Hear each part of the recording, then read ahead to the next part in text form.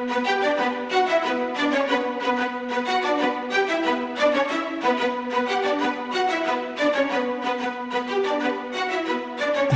Network presents Football Time.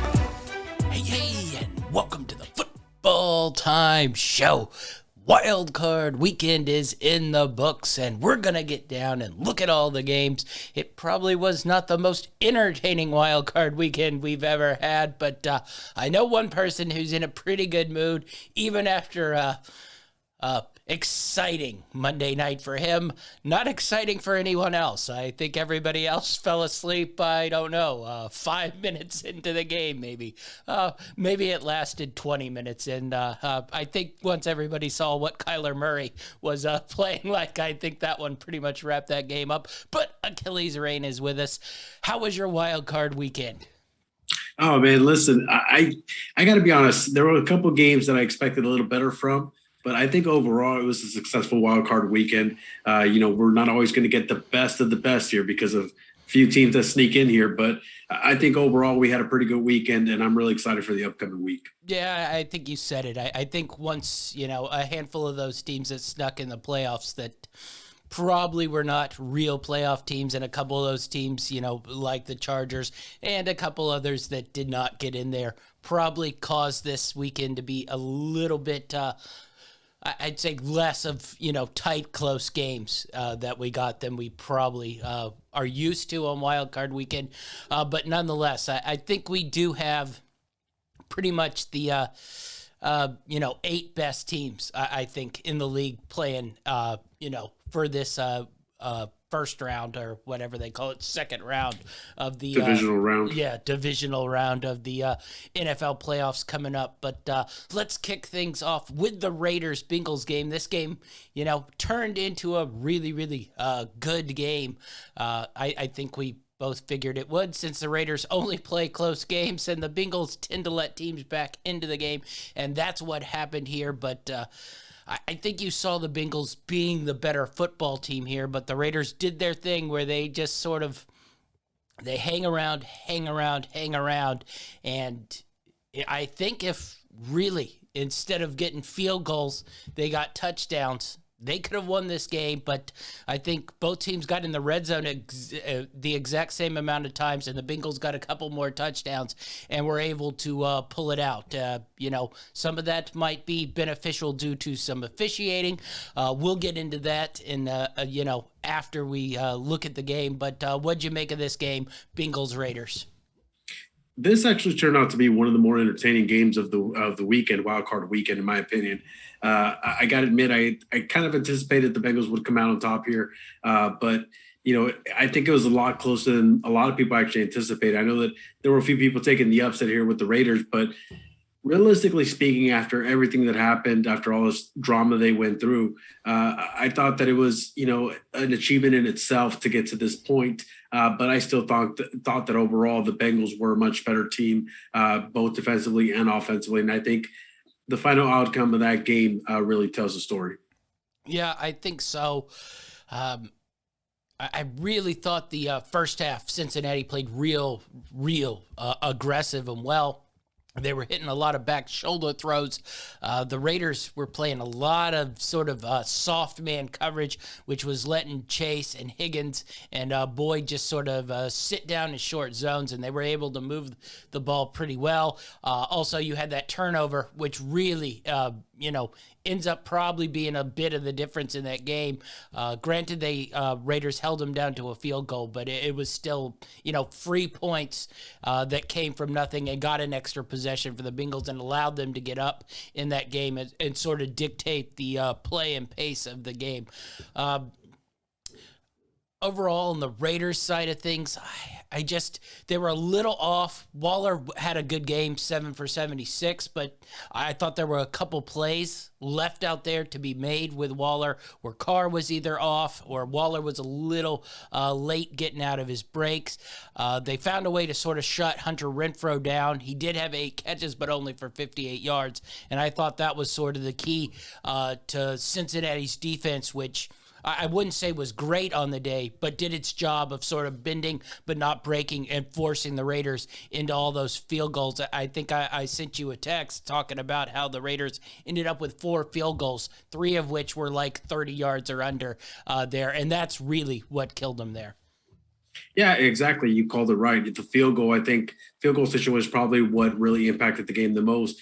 We saw several instances where it looked like the Raiders might actually come back in this one, maybe even take a lead at some point because it seemed like momentum was on their side, especially when their defense was actually holding this Bengals team, which was moving the ball pretty well. They were holding them to field goals, which was successful for the Raiders defense. Unfortunately for them, the Bengals defense put together a really good game plan as far as taking Renfro away from them in key situations. And you could see that, that Waller injury that he dealt with towards the end of the season, which kind of kept him out. You could see that there was a little bit of, I wouldn't say mistrust between him and Carr, but there was definitely They were off. not the same type of connection that we saw pretty much throughout the beginning of the season.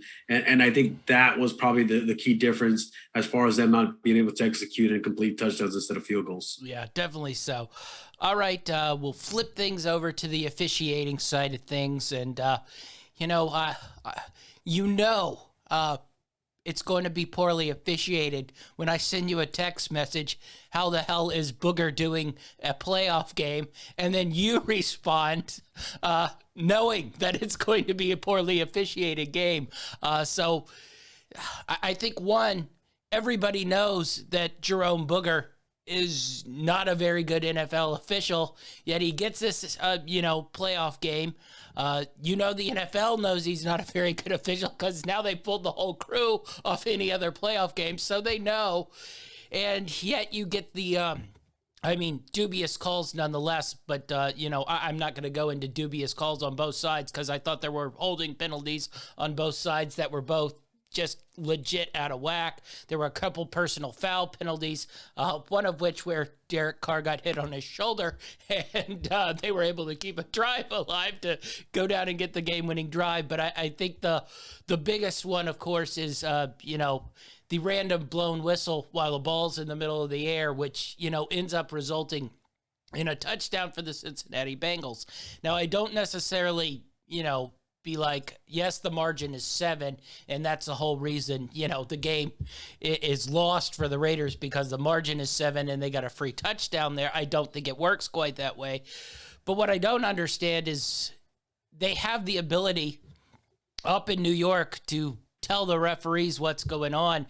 Why wasn't something said and be like, you got to replay this down? I don't understand. You clearly watched it because everybody was a little off on like what the hell's going on here. Everybody stopped. Even Higgins, who caught the touchdown pass, was looking around like, what's going on here? I don't understand how you get something this wrong and you have the oversight of the team in New York who's overseeing the game here.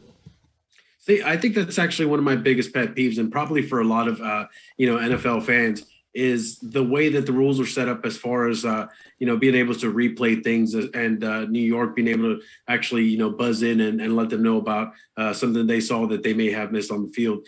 As you said, we've got the technology, it's out there, and it's been available for quite some time now.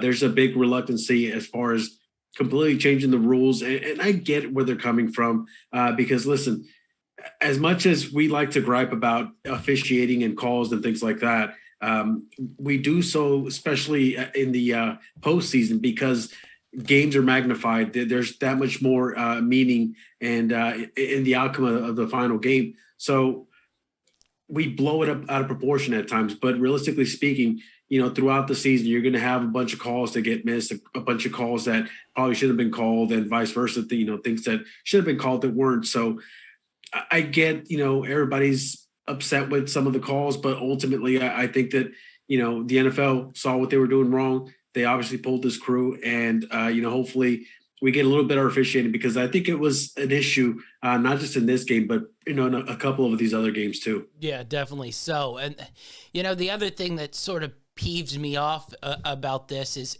it goes down in soccer a lot. Then after the game, the NFLs are releasing a statement, it's all like, the reason they didn't replay it is because the whistle blew after he caught it and all this nonsense. And they try to just, do some sort of Kafka and make you believe something that we can't. It's like we don't have access to the tape. They didn't run a replay 400 different times in the middle of the game. We didn't not hear the whistle blow as the ball's, just in the middle of the air and watch everybody stop. And I think that just sort of snowballs it too, is like, we all know what happened. Just be like, yeah, we screwed that up.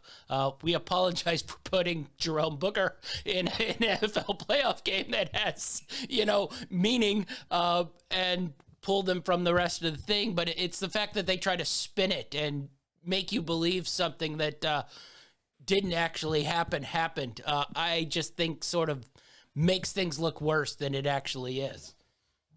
Yeah, and as you said it, like the casual fan who's watching, a playoff football game, whether he's got skin in the game or not, just the casual fan is going to watch this, and obviously with as many replays and all the different angles that we've got available to us, viewing on national networks, we see these things, and as you said, sometimes a simple "we screwed up" would go a long way. Yeah, I think so. All right, last thing on this game. I want to get your thoughts on the clock management here by the Oakland Raiders. They are driving down on that last possession. They get a couple plays. They get that catch. I think it was to Jones. It might have been to Edwards right around the 9-yard line. There's 35 seconds left. They rush up there and clock it, and essentially they lose a down. I never quite understood this. I understand it if you're in a situation where it's 15 seconds, it's 12 seconds, and you just got to save, time. But at 35 seconds, running 4 plays from the 9-yard line, I don't understand why you don't run up there, run just a play, run a simple out, run something easy that, everybody knows, and at least try to get one extra play in there. Essentially, you spiked the ball, and then you got 3 plays instead of 4 down there. I just don't understand that. I'm curious your thoughts on there, and if you just think that's clock mismanagement or, spike the ball, you had 3 shots, and, you didn't get it, you don't get it. I really think it's situational. I think that if a team, for example, is riding a really hot momentum, like let's just take it back to week 18, San Francisco 49ers versus the LA Rams, you had that, was it like 45 seconds left on the game, but the 49ers were driving the ball. And as much as the Rams tried to stop them and play deep coverage, basically prevent defense, they were giving up a lot of things in between. And I think that when you've got a little momentum and some rhythm going, then yeah, I think the smart play is to actually run a play, because not only do you have the ability of getting that extra play instead of just clocking the ball, you also have the possibility of catching the defense off guard or catching somebody offside or someone trying to come in for a different package. We've seen it countless times happen before where a defensive team makes a mistake just because, they're basically, on the run as this offense is just kind of constantly pushing and putting pressure on them. But there's also times when you just don't have good rhythm going. And the best thing you can do for your team is to just go ahead and sacrifice that down and try to draw up a plan that you think is going to work properly or change your personnel based off, your first and your down situation. So I understand where you're coming from, but I think it's really situational. Yeah, I just thought, at that point in time, the Bengals are probably in their own heads, like, how the hell did we blow this game? We're going to end up in, yet another overtime game with the Raiders, who I think only play overtime games. And then, you sort of spike it. Yes, you get to reset and get a couple plays called in there. But also I thought that, Bengals defense sort of got to reset and, we got 3 downs to get 3 stops, and that's sort of what they did. That last one, Carr just sort of had to force. And off they went. The Bengals won the game. I do think, there's probably a little less uproar about the officiating here because I think if you watch the game, you go, the Bengals were the better team here. they probably deserve to move on. I was sort of half thinking, I'm curious if it had been reversed and you watch that game and you're like, no, the Raiders aren't the better team, and they end up being the ones been officiated and they won 26-19, that there might be a little bit more uproar. But I do think the better team moved on. Granted, football games are not played on paper, but I do think the best team ended up winning this game and moving on. Yeah, I have to agree with you, but I think that, one of the things that we definitely have to take into account is we have to give, props where they're deserved. And I think that this entire Raiders organization, even though, they just fired their GM, Mike Mayock, he's now currently unemployed by the Raiders.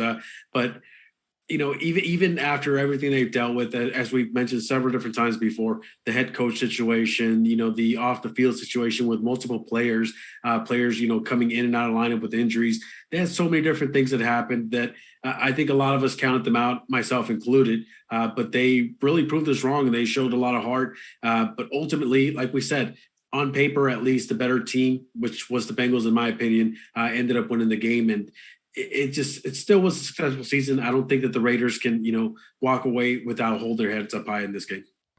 Yeah, definitely. So last part on this one, you talked about it. Mike Mayock, the GM for the Raiders, got fired. They talked to Versace supposedly on Monday. It didn't look like a lot came of that. So my guess, with the GM being fired, Versace probably not going to come back as head coach. It wouldn't make a ton of sense there. Do you like that decision? Or are you sort of like, it is what it is. I don't think anybody's going to be breaking down the door and hiring Rick Versace of the numerous, head coaching jobs open. But I thought he earned a shot. But, if you think you can find something better, you owe it to your organization to do that as well. But thoughts on that one before we move on to the next game? I will say that I thought that he earned at least, a year as a head coach there. I thought that he did a really good job at galvanizing that entire organization. And like I said, after everything they went through. But I think that ultimately, even though let's just say that they were going to keep it for a year, they still have to go through the whole process of the Rooney Rule, where they have to bring in outside candidates, especially a minority, and at least bring him in for interviews.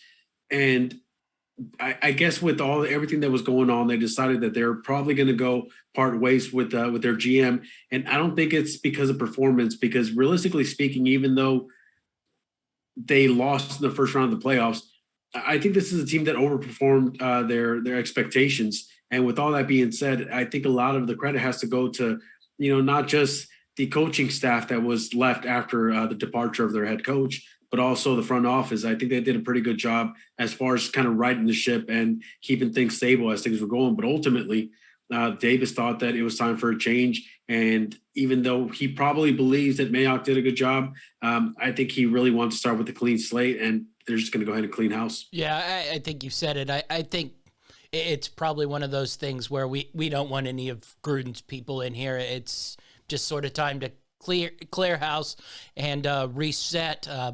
I think the roster's set up to, I wouldn't say contend, but they could probably, be a 9-10 if, really, really good things break right, maybe get 11 wins in a season. Definitely that defensive line is set up to be a force for the years to come. We'll see if they can find a couple more skill position guys to fill the gaps of ones that will no longer be there. We'll move on to the next game. I don't think the overall result was probably all that shocking, but the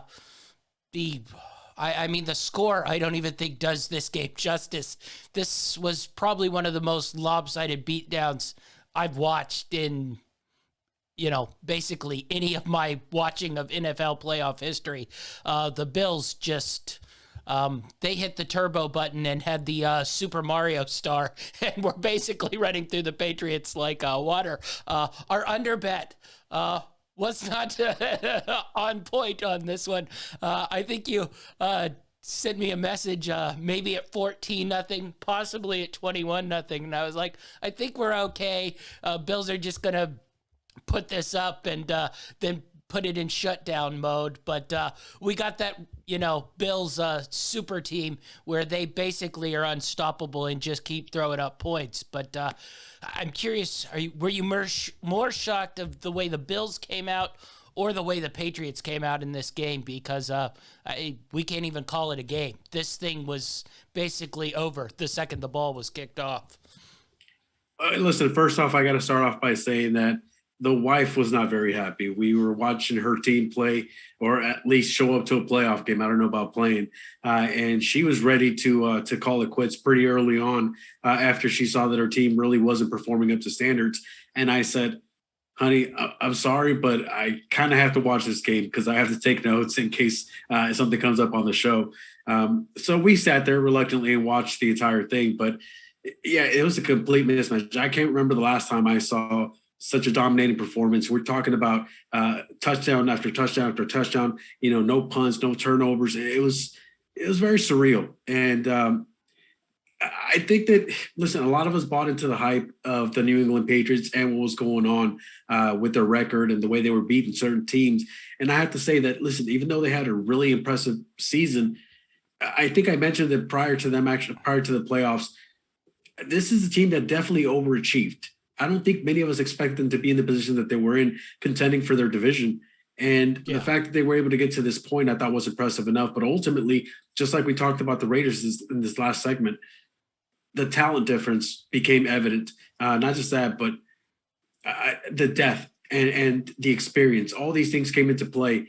We had really bad weather like we predicted, but it really didn't impact the Bills whatsoever. They came out and they didn't take their foot off the gas, and they basically made a statement to let it be known that this was their division, regardless of the standings and how they looked. Yeah. Couple things on this. Are we going to do the ESPN thing where we watch this game and now the Bills are the favorite to win the Super Bowl? Are you in that mindset? It's certainly not going to be an easy week this week because the other team, the Chiefs, will get into it, basically scored 40 points in, I think, 45 seconds after the TJ Watt scoop and score. But are you now absolutely in love with the Bills and they're our favorite? We're going on punditry of this is the greatest team ever. Or are we, that was a good game, let's see if they can put three of these together? No, and I'll tell you why. I actually called this game. I believe I had the Bills winning this game. I didn't anticipate this kind of blowout, but I did anticipate the Bills being a much better team and winning. Even though it put me in the doghouse, I took the Bills. And it's just because, like I said, they'd been there before. I thought that the moment was going to be too big for the young rookie. And as much as Bill Belichick tried to take the ball out of his hands, I thought he played pretty well. Watching the game, I wouldn't blame Mac Jones for this. That interception was just a great interception by Micah Hyde in that first half, and they couldn't get the running game going. And not only could they not get the running game going, but they got down so quick that basically the running game was useless anyway. Listen, I wouldn't want to put the blame on any particular unit in this game, just because, like I said, this team overachieved, and the fact that they got to the playoffs was a huge testament to their work ethic, and not just that, but the ability of the coaches to put together, to put their players in the right position to win. But with all that being said, the Patriots came out and they were playing pretty good football, especially Mac Jones. I thought he was doing a pretty good job, catching guys when he could. And he actually was performing pretty well up until that interception. After that interception, it seemed like that completely turned the game around, because realistically, from that moment on, the Patriots were driving to either tie the game, I believe. I think the score was 7-0 at that point. Yeah. And they were basically on track to score. And who knows what happens from there. You build up a little momentum. You feel good about yourself. But then you had that big turnover, and I think that completely deflated their chances. And then the defense, which played great all season long, completely disappeared and didn't show up. And I think those two aspects were probably the biggest reasons why the score was so lopsided. But ultimately, I think everybody kind of assumed, just watching this game, the Bills were the better team. Yeah, you mentioned it. That was a great interception by Micah Hyde. Bills come down, score 14-0. And then you got that 3-and-out from New England. I think it was Ramondre Stevenson who had was leaked out on a nice play. Jones hit him. He dropped the ball. And then they punted on a 3-and-out. Bills come down, score again, 21-0. And, that the Patriots are a good football team, not a great football team. And if they're down 21-0, there's just no way they have the ability to come back, especially with their skill positions, guys.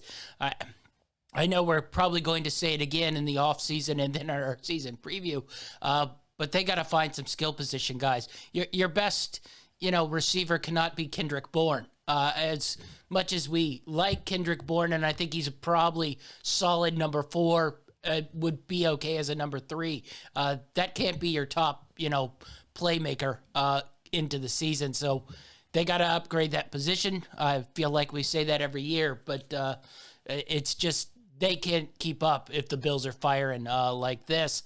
Overall, I don't know if I put the Bills quite as favorites, but if they play this way, where once again Devin Singletary, who I think the last 4 weeks has sort of been the running back that I think, 2 years ago we thought he would be.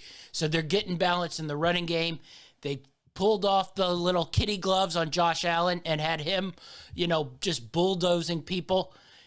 And that's where I think if the Bills continue to do that, they have that running game, they let Josh Allen take his huge, enormous body and just, I don't know who wants to tackle that large man when it's 0 degrees outside as he's moving full speed. If they do that, I think the Bills do become the favorite, but I'm not going to say this week's game carries over next week versus the Kansas City Chiefs. Now, that will be a very, very entertaining game, and I'm excited to get into that on Friday. But just an impressive game, but I'm not quite ready to put the Bills as the Super Bowl favorites quite yet. I agree with you. All right, we'll go to our next game, and this one was just a snooze fest from start to finish. We didn't even get the fun, Bills lighting up the scoreboard. It was just sort of pedestrian beatdown. Other than the Eagles did have the ball trying to make a backdoor cover in on this one, but Bucks, Eagles, I don't really know what to say. I think you watch the Eagles, very, very hard to sort of put them in the playoff category. You watch Jalen Hurts, and he's just, I think he's one of those quarterbacks that, hits in the, he's probably too good to be a backup, but I think if he's your starting quarterback, you aren't going to go, a whole lot of places. And you just thought there were a ton of missed throws by him, late throws on plays to be made there. And the Bucks, offense, basically, I think we nailed this, just carved that Eagles defense to switch keys. It was quick throw, quick throw, quick throw, quick throw. Eagles couldn't do a whole lot. They did get a couple pass rushes there, but it didn't matter. Brady had the ball out, and the Bucks cruise in a really boring game. I think Troy Aikman let it be known that he would have much rather have been calling the Niners-Cowboys games than the Bucks-Eagles game. But what'd you make of this one? This game went pretty much exactly as we thought it would. Again, this is another team that got into the playoffs that, even though they're in the playoffs, they probably aren't quite ready to take that next step. It's a team that's currently in development, and I thought probably just like we talked about the Raiders and we talked about the Patriots, did a lot better than we probably thought they would. And listen, you got to give kudos where kudos are deserved. And this Eagles team, even though they had their struggles, they really couldn't beat on those really tough playoff caliber teams. But as far as like the weaker teams were concerned, they were running the ball all over them. And unfortunately for them, they ran into the Tampa Bay team that was really determined to not just stop the run, but also contain the quarterback scrambles. Now, Jalen Hurts was able to kind of do his thing a little bit, but, he had some mistakes because he had no choice but to try and throw the ball. And when the defense know exactly what you're going to do, all they really got to do is worry about keeping contained and keeping guys in front of them. And you pretty much got the game sealed up at that point. So this game went exactly as we thought it would. The Buccaneers are a much better team here. They're obviously led by the GOAT, Tom Brady. And, the Eagles are a feel-good story. They came pretty far when a lot of teams probably count them out. As you mentioned, if Jalen Hurts is your guy going forward, maybe you don't have as much success as you would with the traditional style quarterback, but I still think that you can develop a team and put together the right type of pieces to really complement his game style, because he does have a very unique ability to make plays on his own. And I think that that adds a different dynamic to this team, which is one of the reasons why they had so much success. But, the NFL, 1 year goes by and they know exactly what you did the previous year, and it no longer works. We saw it happen several different times with even the top contenders here. So I think they need to reload, kind of put together some nice weapons for him if this is their plan going forward. And I think they'll be competitive, but ultimately they fell short, but this was a good season for them. Yeah, couple things on this one. I want to talk a little bit more in depth on the Eagles and what their offseason is going to look at. You got to explain to me the Bruce Arians decision. Granted, it was highly unlikely, but they're up 16. They have the ball on the 9. It's 4th down. You kick a field goal. The game's over. You go for it, run a crappy play, and give the Eagles the ball back. I mean, percentage-wise, very unlikely that the Eagles are going to go down, get a 2-point conversion, get an onside kick, go down, get a 2-point conversion, and tie it. But it still remains a 2-possession game at that point, and theoretically, you could never get the ball back, and the game could be tied. So why is the fascination with just going for it when he basically had to kick a 20-yard field goal and the game's over? This thing where we now just go for it on 4th down, no matter what situation, it just confuses me, and I don't understand it, even as somebody is sort of old school. Now, granted, Arians is a gunslinger, but just kick the field goal there, game over. Yeah, listen, I think it boggles not just you, it boggles just about the average fan. I think, we're used to seeing situations where you get to 4th down, you punt the ball or kick a field goal, and that's pretty much the way the NFL's been for years and years and years, as far as I can remember watching, and I'm sure before that even. But you've got this new era of analytics where, they give you percentages and break things down to you. But I don't even think it was that. I think ultimately what it was Bruce Arians really felt confident, just like the rest of America did, that they were the better team and they were going to win this game regardless. So I think he was more, let's try things out, especially with a bunch of these younger receivers that we have. Because obviously with, Godwin out, and you also have the Antonio Brown situation, you got Mike Evans as the number 1 there. And then you have a couple of other guys. Now, I sent you a text, and I said in text, Brady has the ability to make even the average wide receiver look like a good wide receiver. And that's one of the gifts of Tom Brady. And because of that, you have to try and at least work in certain type of plays. So I think it was more about, like I said, them trying something out, kind of being, getting their younger guys ready. And this is what it looks like. This is what we might get. One of those type of scenarios, because I don't really think it was about, trying to follow analytics. I think it was more about just, let's see what we can get out of this. Yeah, I guess so. It's not that big a deal. I wasn't, over the moon. Like, now you've let the Eagles back into it. I pretty much watched the Eagles play offense the whole game, and they didn't magically start scoring until the Bucks sort of led them to it. Now, I want to flip things to the Eagles. You mentioned it a little bit, but the Eagles got 3 first-round picks in this upcoming draft. I think you can get away with having Jalen Hurts as your quarterback here. I don't think, you go in thinking he's going to win you a Super Bowl, because I don't think, but I think he could probably get you to the playoffs again. Do you use those 3 first-round picks to sort of build up more of a skill set on the defensive, offensive side of things? Or do you maybe package those and, go after one of these guys who we think will probably be available, who has a little bit more of a pedigree here for a quarterback, a Russell Wilson, a Watson, the list that's always the list here. Would you package a couple of those first rounders to go after an upgrade at quarterback, or would you sort of keep them, use them, build the skill set, have Hurts going into the year next year, and then maybe in the next draft, see if there's a little bit more of a quarterback upgrade? I think that functional is my decision as the there's just not a good quarterback in this draft. I'd rather personally have skill position guys or defensive guys and build my roster up, and then maybe a year or two down the road look for a quarterback sort of upgrade here. But I'm curious your thoughts on that. I really think that a lot of it's going to depend on if you think you can target one of these guys that's going to be available. We've all heard the rumors about guys like Russell Wilson possibly coming up onto the trading block.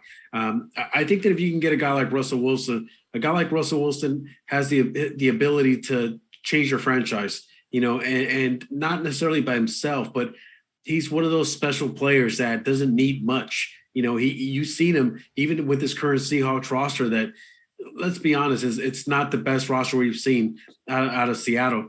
He's managed to put together some pretty decent games once he got healthy, because I think one of the reasons why they struggled so much was because he wasn't 100%.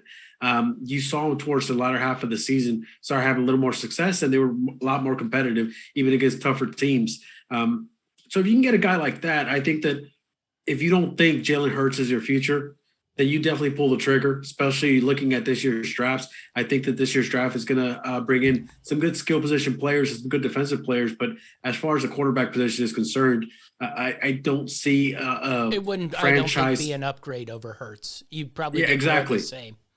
Exactly, and maybe the best thing you can get out of it is a guy at a cheaper rate. But you have the ability to swap out some first round picks.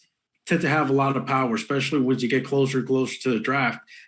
So if you can get a guy like a Russell Wilson, I say go for it, especially if you don't think Hurts is the future. But if you can't, I think you hold on. You use some of those picks to bolster up that defense or the skill positions, and then you wait to see what happens the next year.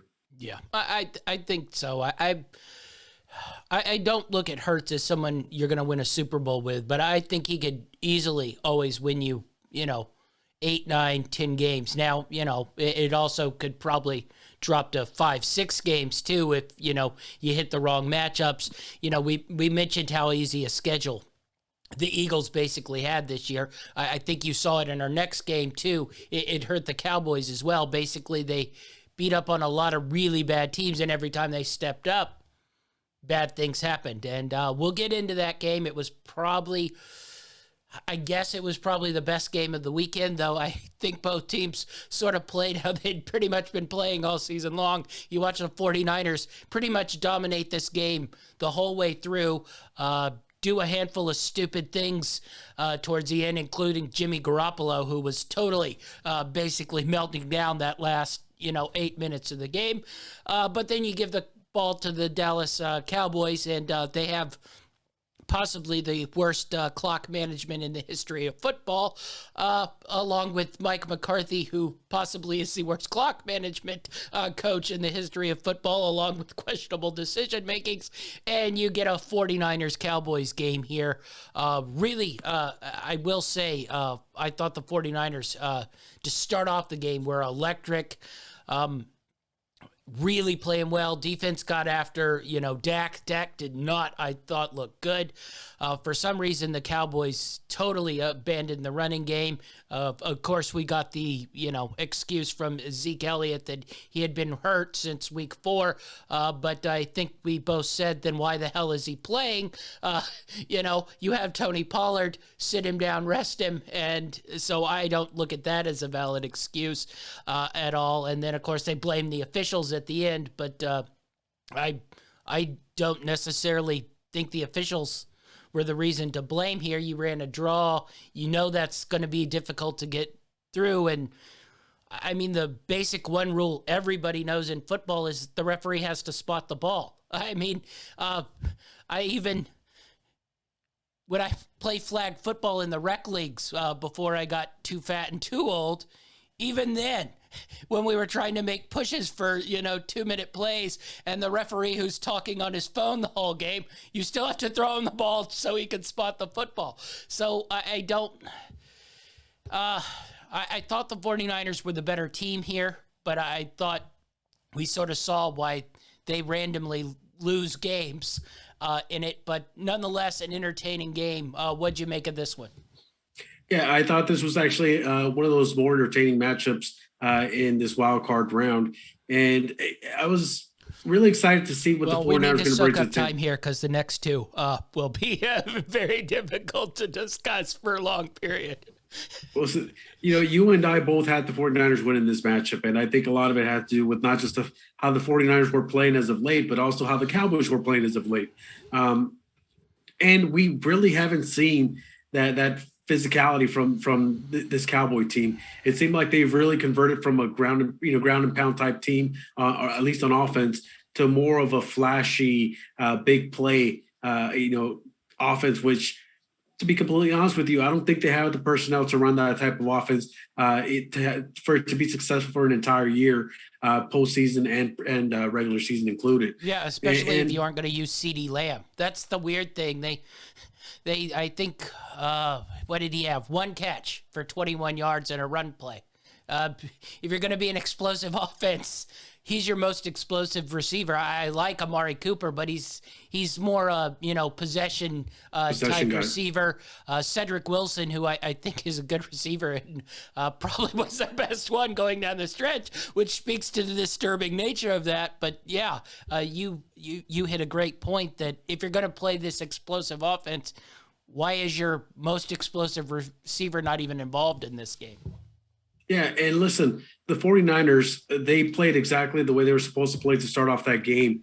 They got out to a big lead and they pounded it. They were winning the line of scrimmage. They were winning the war in the trenches, basically, and they were being more physical, and that's the reason why they took an early lead. But we did see lapses of that 49er team, which we talked about pretty much all season long, that team that doesn't have the ability to close out games the proper way, to really put teams away.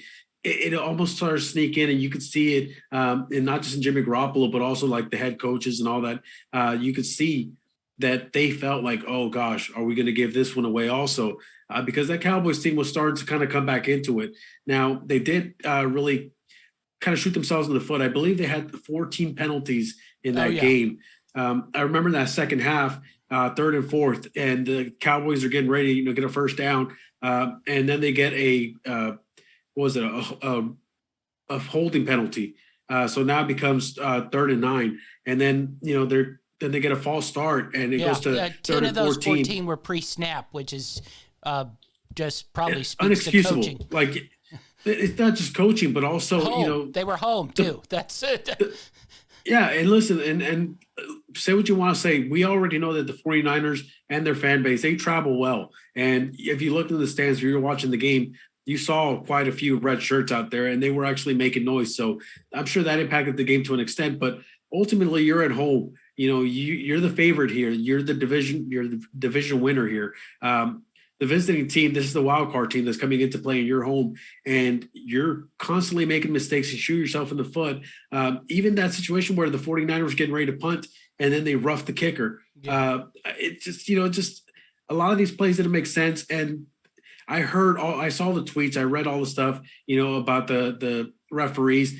Like you said, we all know the rule. The referee has to spot the ball. And even then, you're the quarterback. I think that's more Dak Prescott than anything.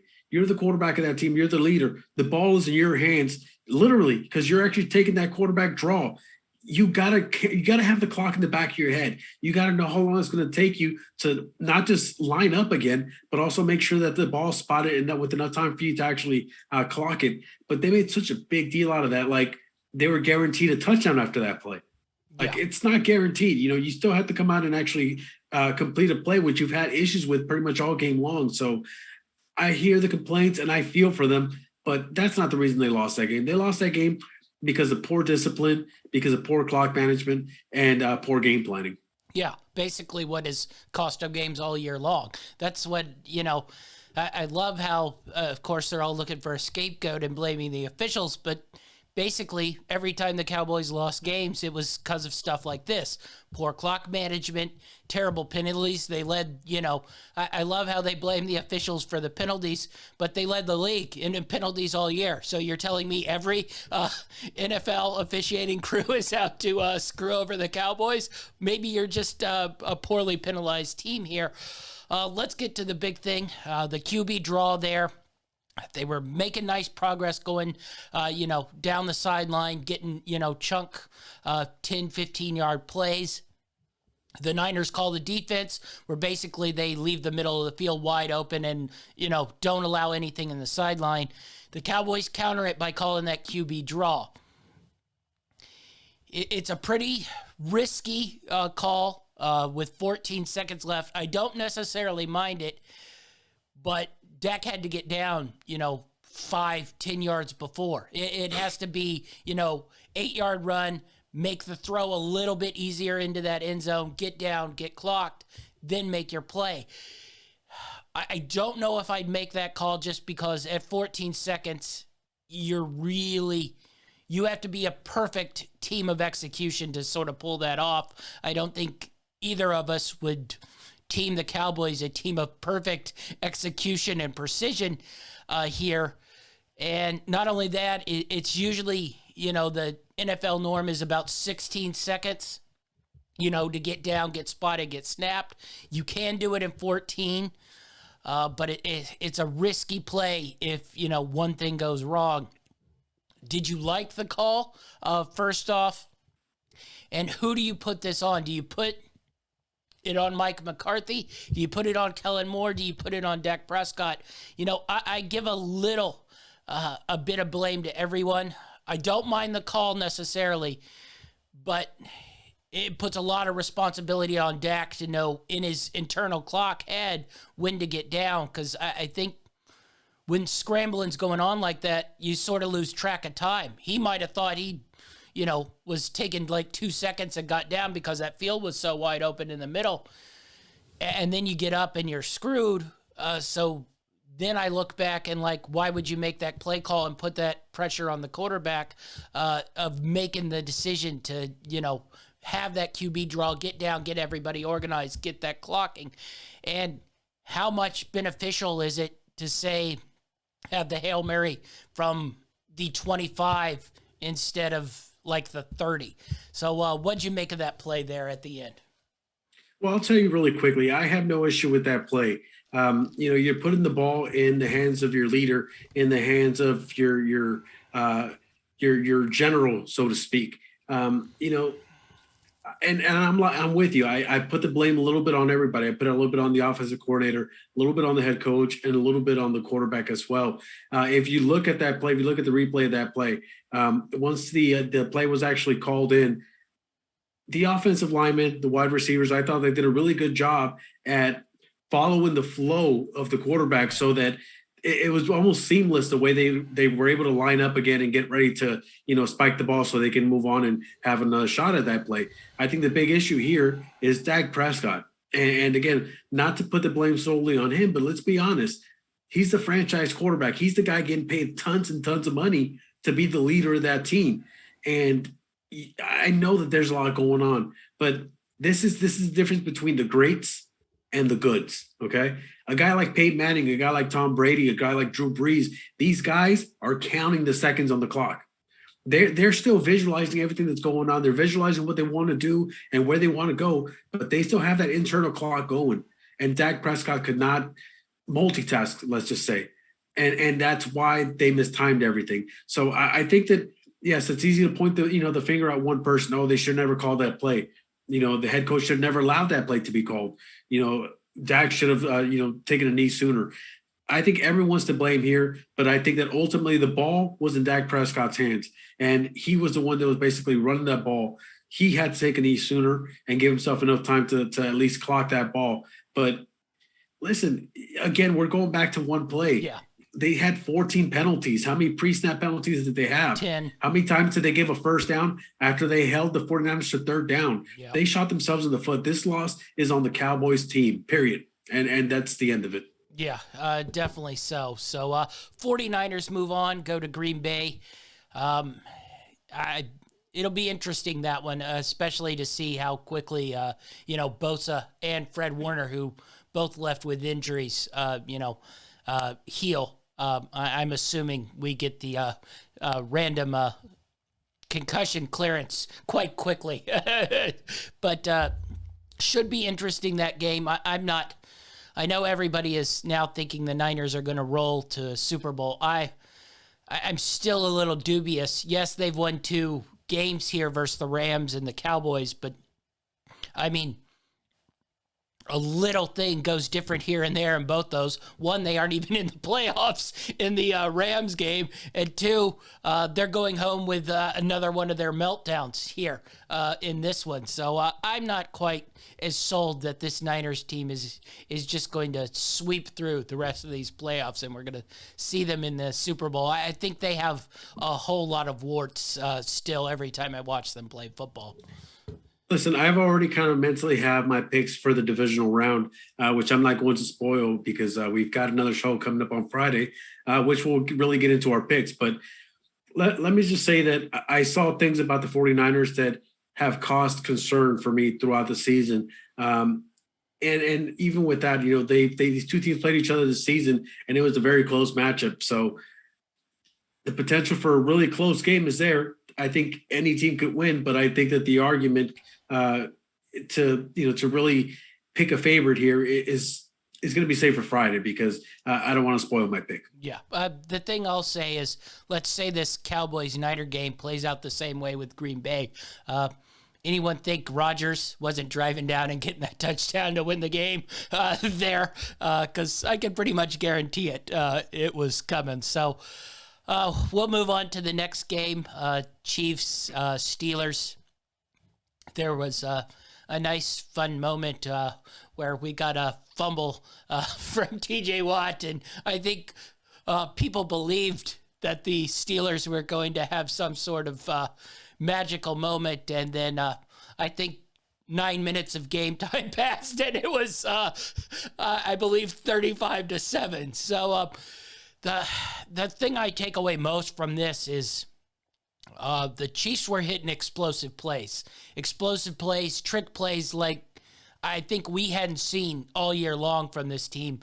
That would be the only thing where I'm going, whoa, that's the Chiefs that we had seen the previous couple season with explosive, huge plays. Now, hindsight, you look at it versus this Pittsburgh team, which was not a very good Pittsburgh team. They had just played 4 weeks before, and basically the same thing had occurred. So there's not a ton to take from this game, much like the New England-Buffalo game. What'd you make of this one here? Listen, everybody pretty much knew the way this game was going to turn out. I was one of the few people that really had some hope that the Steelers defense would show up and at least make it somewhat close. I didn't think that the Steelers really had a shot at winning the game, but I thought they could at least make it respectable. And I think the big story is not the fact that the Chiefs were actually making big plays, because I think, even though they haven't been as successful doing that this season, it's what we come to expect out of a Chiefs offense. I thought the most impressive thing was the running attack. Yeah. The Steelers are known for having a pretty stout front seven and making it really hard for offenses to run against them. And not to say they haven't, had issues with, defending the run this year, but I think for the most part, we all look at the Steelers defense and we just say, this is a team you're going to have a hard time running the ball against. And you look at the Chiefs numbers, and I believe one of the guys was 5.1, and I think they had another guy who ran at about 9. I think it was over 9.5 yards per carry. Now they didn't have to run the ball too much because they were pretty successful offensively, just scoring in the ball. They were really, really efficient. But you look at those averages, and I think that's probably the most impressive thing, because we haven't seen a Chiefs team that has the ability to implement the run, especially against a tough defense. I think that the Chiefs really have fallen back on Patrick Mahomes and his ability to really stretch out plays and kind of get out of the pocket and find something out of nothing. But to see them play good defense and play solid running attack, I think that was probably the most impressive thing. Steelers, listen, we all expect them to lose this game. I still think it was a really good feel-good story for this team. Ben Roethlisberger goes out at least, playing a playoff game as opposed to his season ending during the regular season. And again, a team that really didn't look that good, that continuously gave us really tight matchups and kept themselves in game because of that solid defense. Overall successful season. I thought they did a really good job considering the fact that they really weren't a good team. And this was one of those teams that, like I said, snuck into the playoffs, and the outcome pretty much tells you the story here. Yeah. The only thing I could say is maybe next year in the playoffs we just start going college football style, and we'll pick the Chargers in the playoffs, but we'll trade Mike Tomlin to the Chargers for a coaching. Yeah, okay, You can let's coach do the that. Steelers in the regular season, but then the playoffs, we'll take the Chargers roster and Tomlin and mesh them together so we can functionally get a competent team who doesn't go for it on 4th and 4 on their 18-yard line. Yeah, I can tell you're still fuming about that one. All right, well, we'll see how much I'm fuming next year when the same thing sort of happens. We'll get into your game here. This one might have been even worse than the Chiefs game here because we didn't even get the fun scoop and score. We got Kyler Murray. We're going to have a longer conversation about him towards the end of this. Rams looked pretty good. Basically, they just ran it down the Arizona Cardinals' throats, who had struggled to stop the run all season long. I thought that was really a pretty brilliant game plan. You sort of took the ball out of Stafford's hands a little bit, eased the pressure on him. You know, he only threw 17 times. Akers, Michelle ran all over him, and the defense was, you know, once again, I don't understand. They were aggressive. Now, granted, you know what, we'll get into the Kyler Murray who looked dreadful. It would be a kind term in this one, but the Rams team was aggressive, harassing, and when they do that, they seem to be a much better team. Now, you know, we'll flex it forward. I don't know if they'll be able to run like they will next week versus Tampa Bay. We'll probably have to put a little bit more on, you know, Stafford, and it's always dangerous to be real aggressive and leave holes for a Tampa Bay, you know, Tom Brady-led team. But I thought this was a perfect game plan here versus the Arizona Cardinals. You probably knew somebody coming out of this game was going to be a dud. I don't think you quite knew which one coming off that, you know, Week 18 for both teams. But good game plan here, I thought, by the Rams. Yeah, listen, you know, I've been calling this pretty much since the Rams started struggling in the regular season.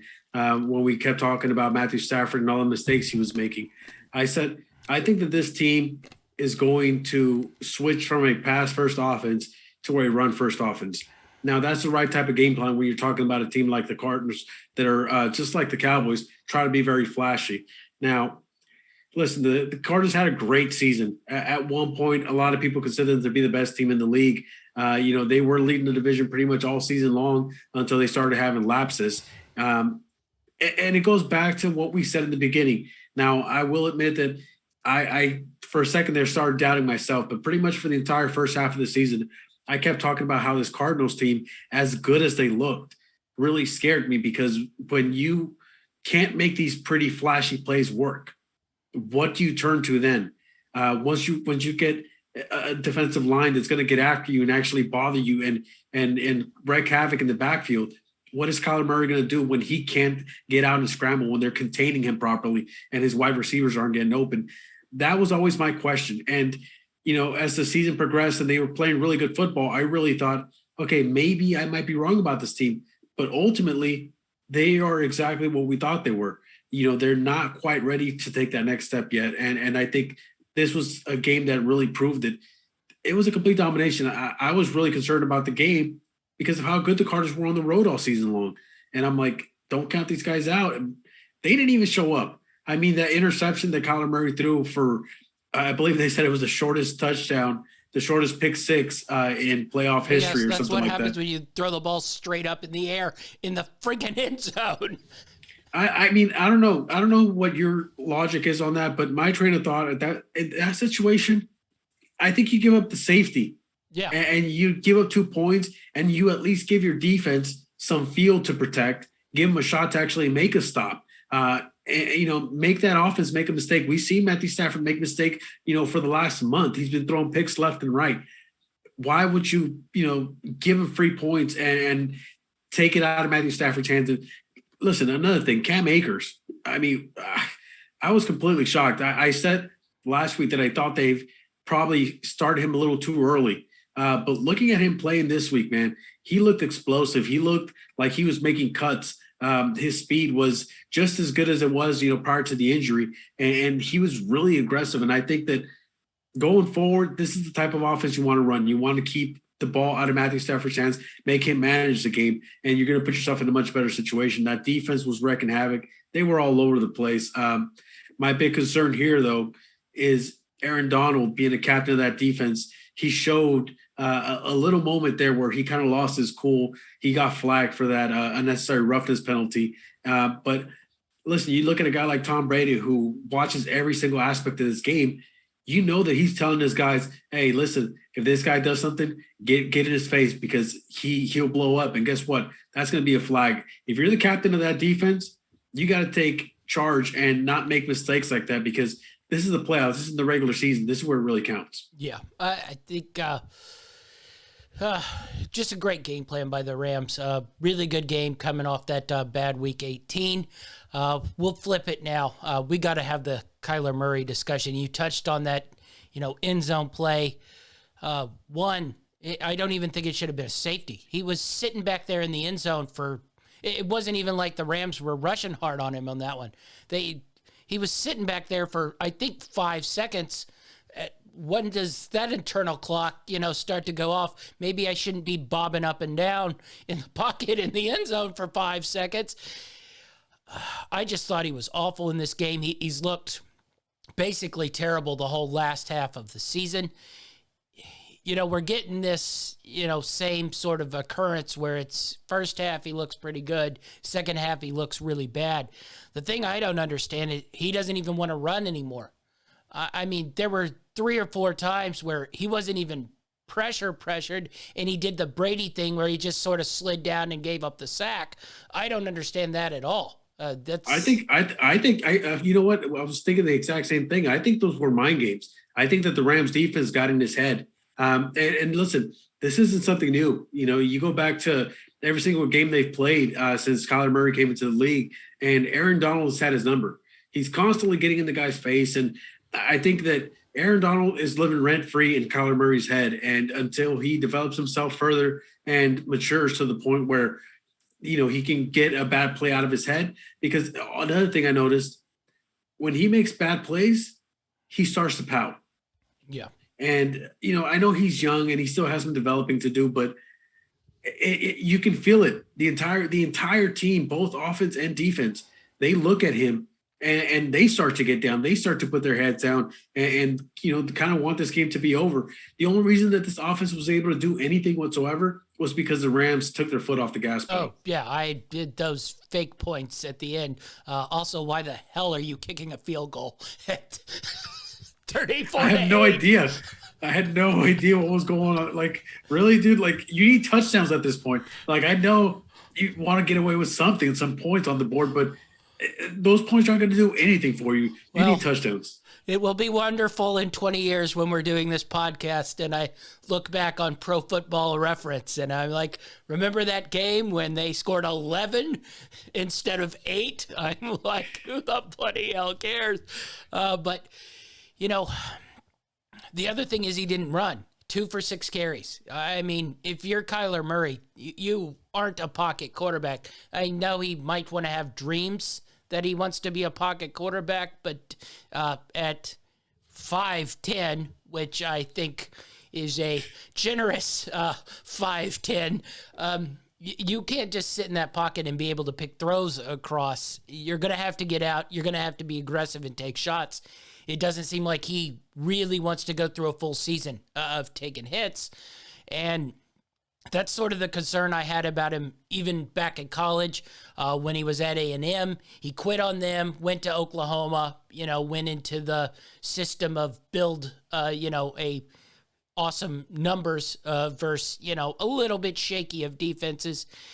And you said he's a young quarterback, but we're now entering year 4 coming up, and he's on a rookie deal now. And rookie deal, I don't know if that's really that big of an issue, but I think we start to enter the same thing that we've entered with Baker Mayfield here. He's extension eligible coming in. I don't know if you give him that extension, in year 4, but then it's pick up the option in year 5 and leave him hanging. And I don't know, the baseline for, quarterbacks that are of this quote unquote level is about $40 million. Are you paying Kyler Murray $40 million? I mean, I think it becomes sort of the same question as Baker Mayfield. You want to be a lower end quarterback that's making like 20, maybe even 25. I could probably live with you, but I don't know if I'm paying Kyler Murray $40 million. And it's probably higher than that by the time the actual, 5th year comes around. The salary's probably bumped to 45, 48. So are you paying him that kind of money to guide your team? See, listen, he's got some really attractive features. You look at the guy and, he's very explosive, but as you mentioned, what good is it to be that explosive if you're not going to scramble out and get, and run the ball? Also, I'd be giving that money to DeAndre Hopkins because apparently he's the whole offense for this team. Listen, it's completely crazy. I don't know what happened with AJ Green. I understand that he's not the same player that he was back when he was in Cincinnati, but, we saw it a couple of times throughout the season where he showed flashes of the old AJ Green, and we thought, along with, Hopkins on the other side, this is a dangerous duo here. But, you saw, for example, that one play where they really needed that first down, and Kyler Murray threw a nice pass that actually hit AJ Green, and he just wasn't able to corral it after a really nice hit from, I believe Scott was who laid the lumber on AJ Green and caused the incomplete pass there. But listen, this Cardinal team completely got outplayed, and Kyler Murray, as you mentioned, he's got to do more. I think that they have a lot of question marks coming up because, as you mentioned, it's getting to the point now where you're going to have to start paying this guy some money, which means you can't take that money and sprinkle it elsewhere to really build all this team the way you were building it. Pass rushing defensive ends become less affordable once you start paying $40 million for your quarterback.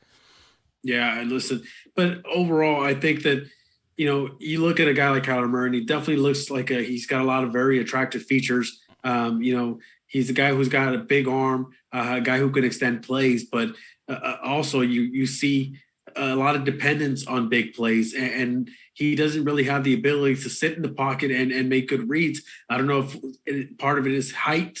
I don't know if the other part is not being able to completely read the entire field or being able to look off defenders, but there's definitely issues there. And I think we saw him come into play in this game when the Rams defense was really getting after him and putting a lot of pressure on him. Yeah, definitely so. But great game for the Rams. Will be really interesting next week. I'm excited on Friday to get into that game because it's really an interesting chess match. The only thing I have to ask is, were we concerned that Eric Weddle actually got on the field numerous times? Or are we excited about the play of a 38-year-old safety who hadn't played in 2 years? Listen, we both laughed about it when we saw the tweet about the breaking news, the Rams signing Eric Weddle. We were like, what exactly are they going to have him do? I understand that we had two of our main guys in our secondary were out in this game. And Eric Weddle came in and he played a total, I believe, of 34% of the snaps. Yeah. And the Rams defense was allowing very few passing yards up until that second half, like I said, when they took their foot off the gas. They were all over Kyler Murray.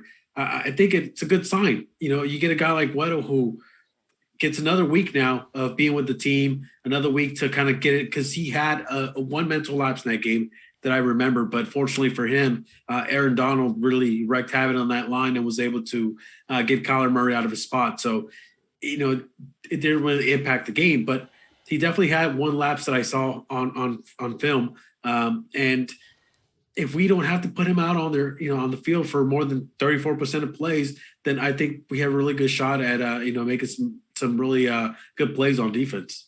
Yeah, definitely so. I think the games this weekend will be really more entertaining. I'm excited for some of these matchups for sure. So that's our review of the Wild Card Weekend. Where can we find you, Achilles?